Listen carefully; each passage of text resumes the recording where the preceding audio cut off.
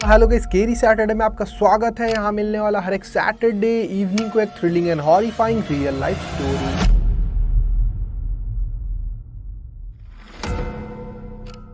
तो ये बात है 1934 की। तो एरिट्रिया के अस्मारा शहर में एक लड़का रहता था जिसका नाम था दाविद। दाविद एरिट्रिया में रहता था। एरिट्रिया के बारे में बहुत लोगों को पता नहीं होगा। अफ्रीका में एक कंट्री है एरिट्रिया, छोटा सा कंट्री है जिसे पहले इटालियंस कॉलोनाइज कर चुके हैं, मतलब इटली के कब्जे में था उस टाइम पे एरिट्रिया कंट्री।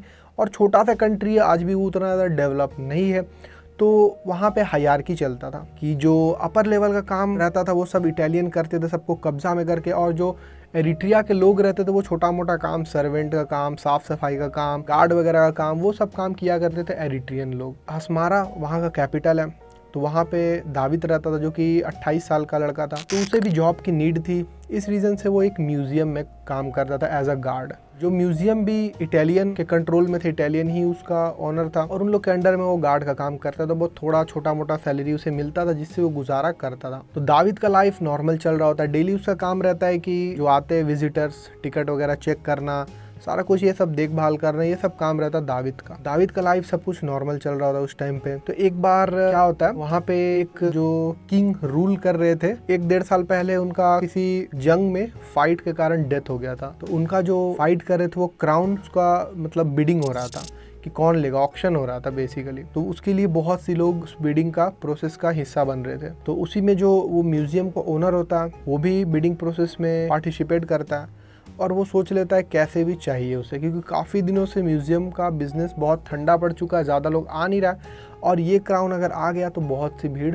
हो जाएगी यहाँ पे। दाविद सब कुछ देख रहा होता है, वो भी साथ में रहता है उन लोगों के। जो ऑक्शन होता है तो बहुत ज़्यादा भीड़ बढ़ रहा है, स्टिल हार नहीं मान रहे ये लोग। तो जो म्यूजियम ओनर होता है एट दी एंड वो ले लेता है उस क्राउन को, वो जीत जाता है। सभी लोग हाथ खड़ा कर देते हैं। तो वो क्राउन वो लेकर एक शीशे में मतलब पैक कर देते हैं और फिर रख देते हैं अपने म्यूजियम में। तो बहुत से विजिटर्स उसके बाद आने लगे, मतलब जिस दिन आया उसी दिन भीड़ लग गया, एकदम बहुत लोग आने लगे और पूरा भीड़ हो गया। दाविद देखभाल कर रहा और उस दिन तो सब कुछ नॉर्मल होता है, लेट तक वो काम करता है दाविद। तो जो ओनर भी होता है उस म्यूजियम का 9-10 बजे के आसपास वो दाविद को अलाउ करता है जाने के लिए, नहीं तो 7 बजे के आसपास वो छोड़ देता है हर दिन। तो उस दिन लेट हो जाता है, दाविद घर जाता है, फिर घर से वापस आता है तो वहाँ जाता है वापस म्यूजियम में। तो वो देखता है कि वहाँ पे जो ओनर है, इटालियन जो लोग हैं, वो पता नहीं कुछ देख रहे हैं। तो अंदर जाकर देखता है तो वो दाविद से पूछते हैं ये क्या है। तो वो देखता है कि एक जो क्राउन है ना वो ज़मीन पे गिरा हुआ है और शीशा भी टूट गया है। शीशा टूट के अपने आप कैसे गिर सकता है वो क्राउन, और वो तो पूरा म्यूजियम लॉक था। दाविद बोलता है कि पता नहीं क्या हुआ, मैं तो खुद ही आपसे पहले ही घर जा चुका था तो मुझे कैसे पता होगा। पोलाइटली इस चीज़ को बोलता है। तो इटालियन फिर इसे इग्नोर करते और फिर वापस से नया एक शीशा का कवर बनाते चारों ओर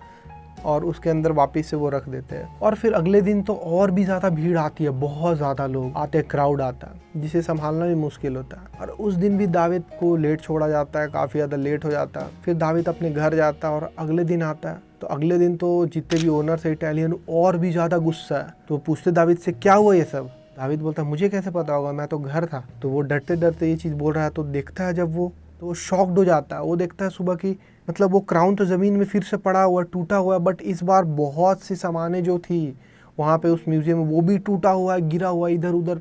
पता नहीं रात में ऐसा क्या हुआ। तो दाविद भी बहुत ज़्यादा कंफ्यूज हो जाता है, क्या आखिर हुआ क्या, मतलब कैसे हो सकता है ये सब। तो फिर जो ओनर होते हैं वो मतलब किसी को बुलाकर सभी लोग को सब कुछ वापस से बनवाते हैं, सब कुछ मतलब सब सेट करते हैं और उस दिन के लिए बंद कर देते हैं। और 1-2 दिन और बंद रहेगा क्योंकि सारा कुछ होने में टाइम लगेगा। सारा कुछ सेटअप फिर से होता है, सारा कुछ। तो फिर इस बार दाविद को बोलते हैं कि तुम रात भर यहाँ रुकोगे आज के लिए। उस टाइम CCTV तो था नहीं उतना ज़्यादा। तो दाविद बोलता है कि मैं कैसे, मुझे तो घर जाना है ना, मैं कैसे रुक जाऊँ। तो वो लोग बोलते हैं मैं तुमसे पूछ नहीं रहा हूँ, ये ऑर्डर है, you have to be here. तो फिर दाविद रुकना पड़ता है ना चाहते हुए भी। तो बोलते हैं कि इस पे एकदम नज़र बना के रखना है, जो क्राउन है यहीं पे तुम बैठोगे। तो चेयर देते तो वहाँ पे दाविद बैठा रहता है। अब हो गया अंधेरा, सभी लोग जा चुके हैं।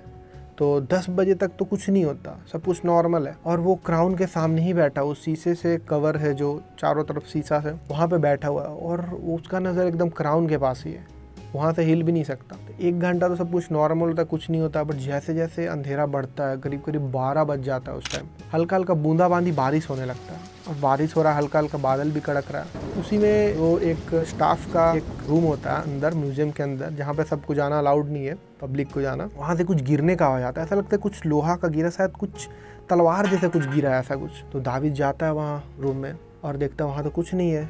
फिर वो सोचता है कि पता नहीं ऐसे मतलब हुआ, क्या आवाज़ हुआ, उसको समझ नहीं आता। तो वहाँ पे सब कुछ देख ही रहा है, तब तक म्यूजियम से ही मतलब तलवार वगैरह को के टकराने का आवाज़ आने लगता है। ऐसा लग रहा है कोई लड़ रहा है, ठक ठक ऐसे करके तलवार टकराने का आवाज़ आ रहा है, और कोई अलग लैंग्वेज में कुछ बोल भी रहा है स्ट्रांगली एकदम। कुछ ऐसा लग रहा है स्पीच वगैरह कुछ चल रहा है अपने आप, जबकि वहाँ तो कोई है ही नहीं उसके अलावा। इनफैक्ट बहुत ज़्यादा रात है, तो सुनसान भी है चारों तरफ। तो म्यूजियम में वापस जाता है, और वहाँ जाता है तो देखता है कि राउंड वापस से ज़मीन में गिरा हुआ है, और वो देख के बहुत ज़्यादा डर जाता है। और जो शीशा में बंद था वो शीशा भी फूट चुका है। तो वो उठाता है, जल्दी से उठा के वापस रखने के लिए जैसे ही झुकता है वो राउंड को पकड़ने ही वाला है, वैसे एकदम से जोर से बादल कड़कता है, और वो एक ही बल्ब जो था उस म्यूजियम में वो फूट जाता है। पूरी तरह अंधेरा हो चुका है, पूरा कुछ भी नहीं दिख रहा है लिटरली उसे।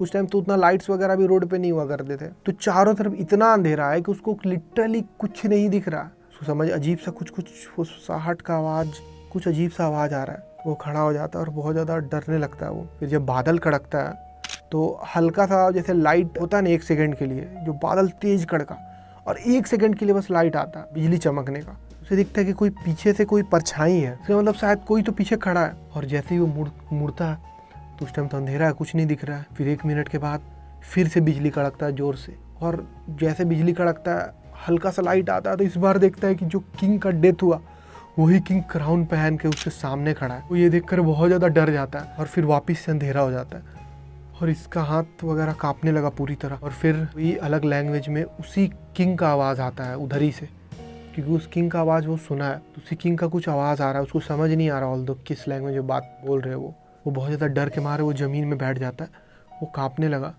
फिर एकदम से वापस से तलवार के टकराने का आवाज़ आ रहा है। वो ज़मीन में बैठा हुआ लिटरली एक दीवार के सहारे पीठ करके, और बहुत ज़्यादा डर रहा है, उसका हाथ पैर काँप रहा है। फिर एकदम से उसको फील होता है कि कोई उसका पैर पकड़ा, शायद कुछ हुआ उसके पैर में, कुछ फील हुआ उसको। तो फिर वो झटके से पैर हटाता है, स्टिल कोई तो पकड़े हुए, तो हाथ से वो छुड़ाने की कोशिश करता है। तो हाथ से जब पकड़ता है देखते किसी का हाथ है, वो कोई पकड़ा है उसको, बट वहाँ पे तो कोई नहीं था। और इस पॉइंट पे दाविद का हालत इतना ख़राब हो चुका है कि वो लिटरली फेंट करने वाला है, एकदम बहुत ज़्यादा डर चुका है दाविद। और फिर जैसे तैसे करके वो मतलब खड़ा होता है, और जैसे ही खड़ा होता है 1 सेकेंड के लिए फिर से बिजली कड़कता है, और फिर वो देखता है कि सामने वो राजा खड़ा है, उसके पीछे 3-4 सिपाही है शायद। 1 सेकेंड के लिए उसे दिखता है, और वो देखता है कि उन लोग का आँख बहुत मतलब गड्ढा है पूरा आँख में, आँख असली में नहीं है, जैसा ज़ॉम्बी जैसा दिख रहा है वो। तो वो उसके तरफ ही आ रहे हैं, और अंधेरा हो चुका है वापस से। उसको फील हो रहा है कि कोई उसके नज़दीक आ रहा है धीरे धीरे, और राजा कुछ तो अलग भाषा, पता नहीं इटालियन या कोई अलग भाषा में वो बोल रहे हैं, और उसे ऐसा फील हो रहा है कि उसको ही मारने आ रहे हैं वो लोग नज़दीक आ रहे धीरे धीरे। और दाविद का हालत ख़राब हो गया, बहुत ज़्यादा डर लग रहा है उसको, अपने आंखों पे बिलीव नहीं कर पा रहा है वो कि ये सब हो रहा है उसके साथ। जल्दी से वो एकदम जैसे तैसे करके वो दरवाज़ा होता है उसके पास पहुंचता है, और वो खोलने लगता है। जैसे ही वो खोलता है उसके पीठ में मतलब ऐसा कुछ लगता है कि कुछ लगा जोर से, ऐसा लगता है कोई तलवार चलाया शायद, और बहुत ज़ोर का लगा उसे, बहुत ज़ोर का। तो वो जल्दी से भागता है जैसे तैसे। बहुत ज़्यादा बारिश हो रही है बाहर, बारिश में भी दौड़ के भागता है जैसे तैसे। वो घर चला जाता है, घर पहुंचता है, टाइम लगता है उसे, बट वो करीब 2 बजे रात में ही वो घर पहुंच जाता है। घर पहुंचता है तो उसे पता चलता है कि तलवार का यहाँ पे लगा है उसके पीठ में, बहुत डैमेज हो गया उसका पीठ थोड़ा। तो कुछ न कुछ वो रहता है उसके पास, वो लगाता है उसको अपने पीठ में जिससे दर्द कम हो सके। उसके बाद वो सोने की कोशिश करता है, उसे नींद नहीं आती। और फिर नेक्स्ट डे सुबह में करीब 6 बजे उसके जो पड़ोसी होते हैं तो वो आता है। वो बोलता है कि झटके में एकदम, खोलो खोलो दरवाजा खोलो जल्दी। तो दाविद बोलता है क्या हुआ, इतना हड़बड़ा के क्यों आ रहे हो? तो फिर जो पड़ोसी होता है वो बोलता है क्या किया तुमने, ये देखो अखबार में क्या आ रहा है। तो अखबार में आ रहा है कि वहाँ पे म्यूजियम में चोरी हो चुका है, रात में जितना भी सामान है सब चोरी हो चुका है, हर एक चीज़, एक चीज़ भी नहीं बचा वहाँ। तो बोलते तुम्हें तो शायद रात में रखा गया था ना, तुम्हारा देखो नाम आ रहा है पूरा अखबार में, और इटालियंस तुम्हें ढूंढ रहे हैं, वो तुमको फांसी दे देंगे अब। वो बोलते जल्दी से अंडरग्राउंड हो जाओ वरना तुम गए काम से, वो कभी भी आते होंगे तुम्हें ढूंढते ढूंढते। तो दाविद को समझ नहीं आ रहा है कि अब क्या करे। वो कहीं और जाके छुप जाता है अस्मारा से जल्दी से, और फिर वो समझ जाता है कि अगर वो एरिट्रिया में रहा तो वो ख़त्म हो जाएगा, फिर नहीं छोड़ेंगे उसे इटालियंस। वैसे भी वो बहुत निर्दयी थे, तो वो कैसे भी भागने की कोशिश करता है और फिर वो कंट्री छोड़ के किसी अदर कंट्री में चला जाता है और फिर सेफली वहाँ रहता है। वो समझ जाता है कि अगर यहाँ रहा तो इटालियंस उसकी बात नहीं सुनेंगे, सीधा फांसी दे देंगे। वो कुछ नहीं बिलीव करेंगे जो उसके साथ हुआ, कोई नहीं बिलीव करेगा इनफैक्ट। वहाँ से भाग जाता है जान बचा के जैसे भी, और फिर सही से वो रहता है। So that is it for today guys. Video अच्छा लगा तो लाइक जरूर से कर देना। यूट्यूब चैनल सभी लोग सब्सक्राइब करके बेल आइकन प्रेस करके ऑल पे कर देना, क्योंकि यहाँ मिलने वाला हर एक सैटरडे इवनिंग को एक thrilling and horrifying real life story.